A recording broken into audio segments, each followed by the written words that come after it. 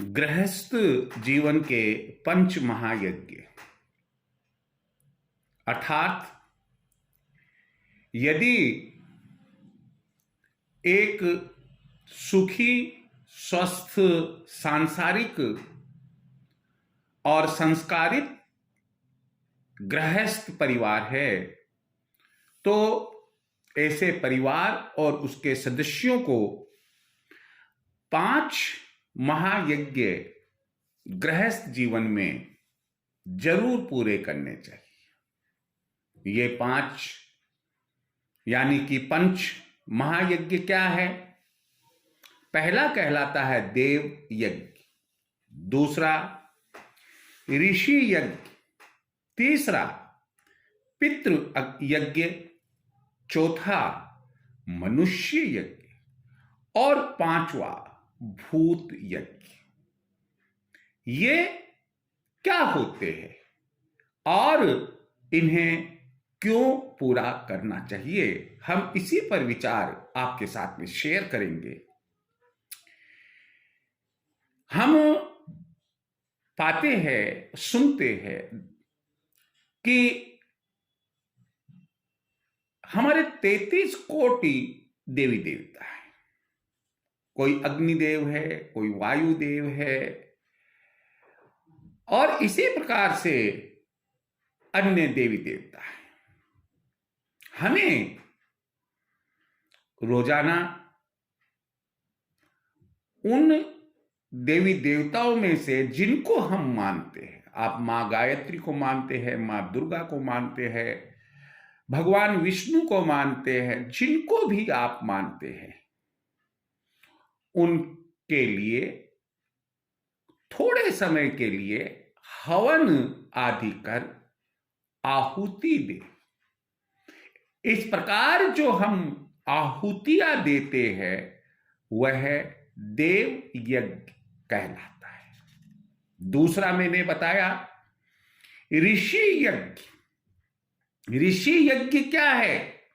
जैसा हम बहुत अच्छी तरह से जानते हैं कि आज जो हम वेद, पुराण, उपनिषद, जितने भी ग्रंथ हम पढ़ते हैं वो किसी न किसी ऋषि द्वारा लिखे हुए होते हैं। अर्थात ऋषि मुनियों की ये ग्रंथ देन है और उन ग्रंथों के ज्ञान से ही हमारा मनुष्य जीवन चल रहा है। ऐसे ऋषि मुनियों को हम प्रणाम करते हैं और अगर गृहस्थ जीवन में हमारे कोई भी ऋषि मुनि हमें मिल जाए, हमारे घर आ जाए, ऐसे में एक गृहस्थ का कर्तव्य बनता है कि वह उसे भोजन कराए बिना नहीं भेजे। इस प्रकार ऋषियों को भोजन कराना यह ऋषि यज्ञ कहलाता है। अगला है पितृ यज्ञ। भोजन जब भी हम रसोई में बनाते हैं, हालांकि अमावस की अमावस हम पितरों की हाथें निकालते हैं, पितरों को तर्पण करते हैं, पितरों को भोग लगाते हैं, लेकिन अच्छा रहेगा कि भोजन करने के पहले पितरों के हिस्से का भी भोजन निकाला जाए। यह पितृ यज्ञ होता है। मनुष्य यज्ञ, भूखा व्यक्ति यदि हमारे द्वार खड़ा है, भिखारी है या और कोई है और हमें मालूम है कि उसे भूख लगी है या उसने आगे होकर कहा है कि मैया भोजन मिलेगा क्या, हमारा कर्तव्य बनता है कि हम उसे भोजन कराएं। यह भोजन कराना यह मनुष्य कहलाता है। हम जो भी कमाई करते हैं, कमाते हैं, अन्न धन जमा करते हैं, उसमें ना केवल हमारा और हमारे परिवार का ही हिस्सा होता है बल्कि पशु पक्षियों का भी होता है। जब हम रोजाना प्रतिदिन अगर पशु पक्षियों को भी दाना डालते हैं, भोजन कराते हैं, इसे हम भूत यज्ञ कहते हैं। यदि एक गृहस्थ इन पांचों यज्ञों को नियमित रूप से करता है, आप मानकर चलो कि उससे सुखी ज्यादा कोई गृहस्थ यानी कि परिवार नहीं होगा।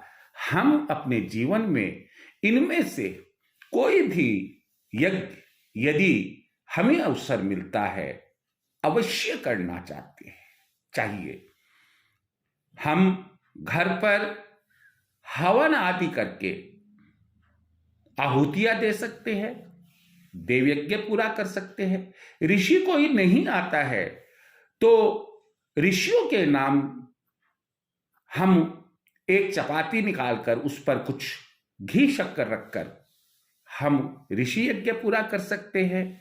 पितरों का कुछ भोजन निकालकर पितृ यज्ञ कर सकते हैं। भूखा व्यक्ति मंदिर, मस्जिद, चर्च, गुरुद्वारा या कोई रोड पर दिखाई दे जाता है, हम आगे होकर जाकर भी उसे भोजन कराकर अपना कर्तव्य मनुष्य यज्ञ का पूरा कर सकते हैं।